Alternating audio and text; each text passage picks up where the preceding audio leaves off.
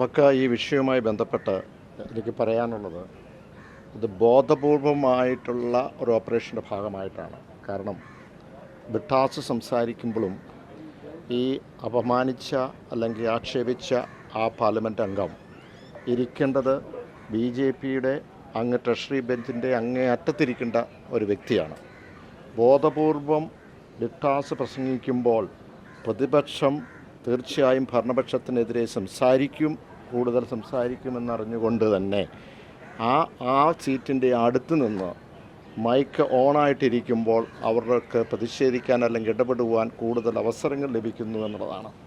എന്ന് പറഞ്ഞാൽ അതിൻ്റെ അർത്ഥം ഇവിടെ സൂചിപ്പിച്ചതുപോലെ ആസാമിൽ ഇന്ന് വരുന്ന ഒരു പാർലമെൻറ്റ് അംഗം, അവർ ഈ അടുത്ത നാളിൽ ഇന്ത്യ അലയൻസിൽ നിന്ന് അപ്പുറത്തേക്ക് കൂറുമാറിയ ഒരംഗം, അവർക്ക് ബോധപൂർവമായ ഒരു ട്യൂട്ടർ കൊടുത്തിട്ടാണ് ഇത് വന്നെത്തിയിരിക്കുന്നത് എന്നാണ് ഞങ്ങൾ മനസ്സിലാക്കുന്നത്.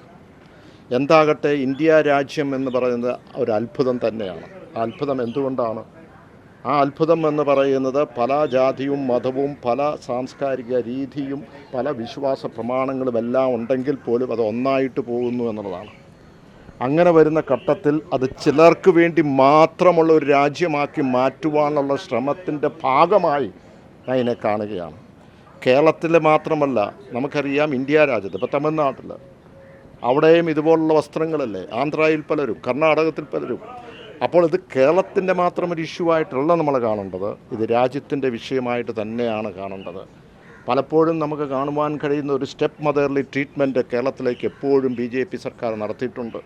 എല്ലാ കാര്യത്തിലും അതിൻ്റെ ഒരു ഭാഗമായി ഈ കേരളത്തിലെ ഒന്നുകൂടെ ഭിത്തിയിലേക്ക് ചേർത്ത് നിർത്താനായിട്ട് അല്ലെങ്കിൽ തള്ളി നിർത്തുവാനായിട്ടുള്ള ശ്രമത്തിൻ്റെ ഭാഗമായി പുതിയതായിട്ട് വന്ന അംഗത്തെ ഉപയോഗിക്കുന്നു എന്നതാണ്. ഈ പ്രതിഷേധം കേരളത്തിൻ്റെ മാത്രമല്ല, രാജ്യത്തിൻ്റെ പ്രതിഷേധമാണ്, ജനാധിപത്യത്തിൽ വിശ്വസിക്കുന്ന ജനങ്ങളുടെ പ്രതിഷേധമാണ്. ഇത് വളരെ ഗൗരവത്തിൽ തന്നെ എടുക്കേണ്ടതാണ്. അല്ല, ഇന്ന് ഇവിടെ സൂചിപ്പിച്ചതുപോലെ ഒരു സന്തോഷമുണ്ട്.